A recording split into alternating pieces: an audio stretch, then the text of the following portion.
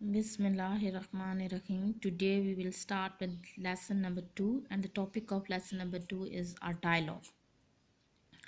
Dialogue is a conversation or discussion between two or more people for resolving an issue or a problem. Dialogue के लिए उर्दू में लफ्ज़ मुकालमा इस्तेमाल किया जाता है और मुकालमा गुफ्तगू है दो से ज़्यादा लोगों के माबैन ताकि किसी भी मसले को हल किया जा सके। और डायलॉग जो है वो सबसे बेहतरीन तरीका है या पुरअमन तरीका है किसी भी मसले को हल करने का। अगर हम अपनी इस्लामी तारीख़ का जायज़ा लें तो हमें सुलह हुदैबिया जो है वो बेहतरीन मिसाल नज़र आती है डायलॉग की। क्या उसमें हज़रत मोहम्मद सल्लल्लाहु अलैहि वसल्लम और कफ़ार या अहले मक्का के दरमियान ये तय पाया था कि मुसलमान इस साल हज नहीं करेंगे बल्कि अगले साल हज करेंगे। ये डायलॉग ही के ज़रिए, मुकालमे ही के ज़रिए ये सारी बात तय पाई थी और सुलह हुदैबिया वकूफ़ पज़ीर हुआ। आज का जो लेसन हमने शुरू करना है उसमें जो करैक्टर्स हैं जिनके दरमियान डायलॉग जो है वो होगा, वो एक कासिम है और एक अंकल है।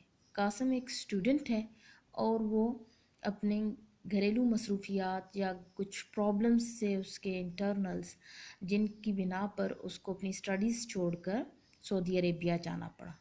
और जब वो वापस आया तो क्या सरकमस्टांसेस प्रिवेल कर रहे थे उसके ऊपर उसकी और उसके अंकल की कन्वर्सेशन या गुफ्तगू है। हम स्टार्ट करते हैं लेसन को। इसकी ट्रांसलेशन में करूँगी पैराग्राफ। ये कासिम से मैं स्टार्ट करती हूँ। कासिम: अस्सलामु अलैकुम अंकल। अंकल: वालेकुम अस्सलाम।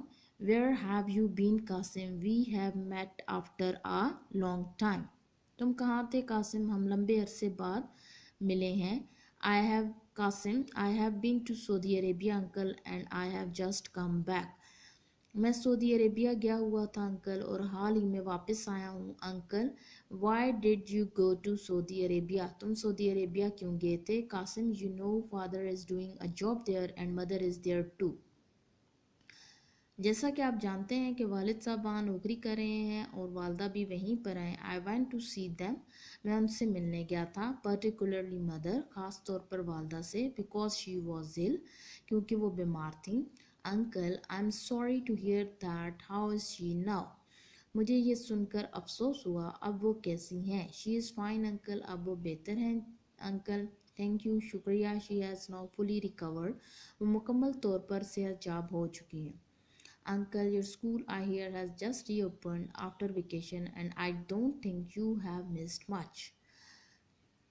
मैंने सुना है कि तुम्हारा स्कूल छुट्टियों के बाद खुल चुका है और मेरा नहीं ख्याल कि तुमने बहुत ज़्यादा छोड़ा है। I think with just a little extra effort you could easily make up your deficiency in your studies. Deficiency का मतलब होता है कमी। मेरा ख़याल है कि थोड़ी सी ज़्यादा मेहनत करके तुम अपनी पढ़ाई में कमी को पूरा कर सकते हो। Qasim: no uncle, I have certainly missed many important lessons and I know I will have to work pretty hard. Certainly का मतलब होता है यकीनी तौर पर। नहीं अंकल, यकीनी तौर पर मैंने बहुत से अहम असबाब छोड़े हैं और मैं जानता हूँ कि मुझे सख्त मेहनत करनी पड़ेगी। I am glad I have already started doing so.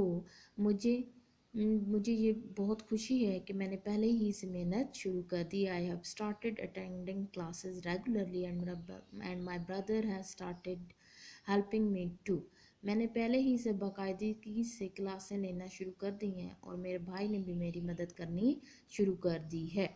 Uncle: When are your exams starting? Qasim: तुम्हारे इम्तिहानात कब से हो रहे हैं Qasim? Qasim: My exams are not too far.